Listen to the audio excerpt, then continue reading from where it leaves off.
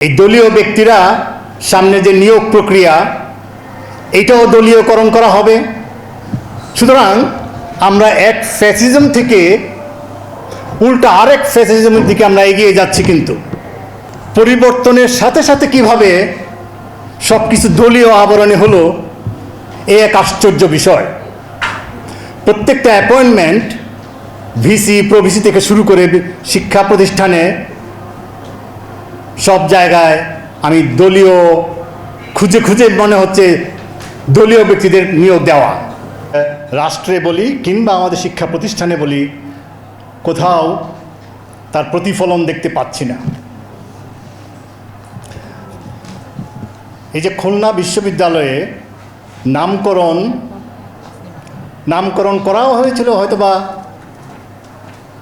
কোনো গোষ্ঠীর বিশেষ কারণে, তাদের খারাপ চিন্তা থাকতে পারে, কিন্তু যেই নামগুলো তারা নিয়েছিল আমি জেনে নিজে লজ্জিত হয়েছিলাম যে বাংলাদেশের কোনো বিশ্ববিদ্যালয়ে এমন ব্যক্তিদের, বরেণ্য ব্যক্তিদের নামে ভবন, হল এইসব ছিল, আমি জানতাম না। এখন ভালো কাজটি কারা করলো ডাজন্ট ম্যাটার, এই নাম কিভাবে বাদ যায়। বরং জগদীশচন্দ্র বসু, যিনি আমাদের বিক্রমপুরের, আমরা ছোটোবেলায় স্কুলের বইতে গাছের প্রাণ আছে এই বিষয়ে আমরা পড়তাম। প্রথমে পাঠ্য বই থেকে তার নাম উঠিয়ে দেওয়া, আর একটা ভবন তার নামে দেওয়া হলো, এটাও উঠিয়ে দিল। বরং আমরা আরও নাম দেওয়া যায় এরকম মানুষ, অর্থাৎ একটা বিশ্ববিদ্যালয়ের আবাসিক হল থেকে শুরু করে অনেক কিছুই হওয়া উচিত একাডেমিক ব্যক্তিদের নামে। আনফর্চুনেটলি বাংলাদেশে সেটা হয়নি। বাংলাদেশে শিক্ষা প্রতিষ্ঠানের অধিকাংশের নামই রাজনৈতিক ব্যক্তিত্বের নামে। আপত্তি নাই, কিন্তু একই সাথে একাডেমিক বিজ্ঞানী বা অন্যান্য স্কলার যারা আছে তাদের নামেই দিতে হয়, এতে প্রতিষ্ঠান সুনাম অর্জন করে।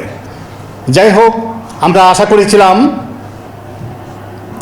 বিশ্ববিদ্যালয়ের ভিসি নিয়োগ, কারণ অন্তর্বর্তীকালীন সরকার, এটা ধরে নেওয়া হয়, we took it for granted যে এটা হবে নির্দলীয়।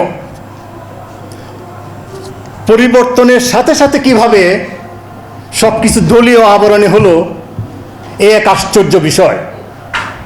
প্রত্যেকটা অ্যাপয়েন্টমেন্ট ভিসি প্রভিসি থেকে শুরু করে শিক্ষা প্রতিষ্ঠানে সব জায়গায় আমি দলীয় খুঁজে খুঁজে মনে হচ্ছে দলীয় ব্যক্তিদের নিয়োগ দেওয়া। সুতরাং এই দলীয় ব্যক্তিরা সামনে যে নিয়োগ প্রক্রিয়া এটাও দলীয়করণ করা হবে।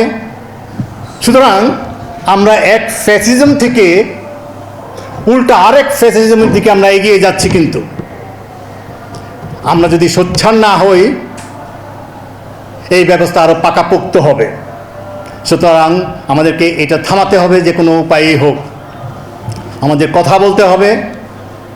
শিক্ষক নিয়োগ প্রক্রিয়া, শিক্ষক প্রমোশন নীতিমালা, এগুলা যুগোপযোগী করতে হবে। কারণ বাংলাদেশের সমস্ত সমস্যার মূলে হলো শিক্ষা। অথচ আমাদের শিক্ষকরা যখন আন্দোলন করে, সেই সাবেক স্বৈরাচারী সরকারের মতোই এখনও জলকামান দিয়ে, লাঠি পিটনি দিয়ে তাদেরকে সরিয়ে দেওয়া হচ্ছে। এর জন্য তো আন্দোলন হয় নাই। অর্থাৎ যেই কারণে আন্দোলন, যেই কারণে এত রক্তপাত, তাদের সাথে আমাদের বিশ্বাসঘাতকতার আমি লক্ষণ দেখতে পাচ্ছি। সুতরাং এইগুলো সব থামাতে হবে। শিক্ষকদের উপর কখনো আলোচনা হইতে পারে, গায়ে হাত, জলকামান দেওয়া, এইগুলা বন্ধ করতে হবে।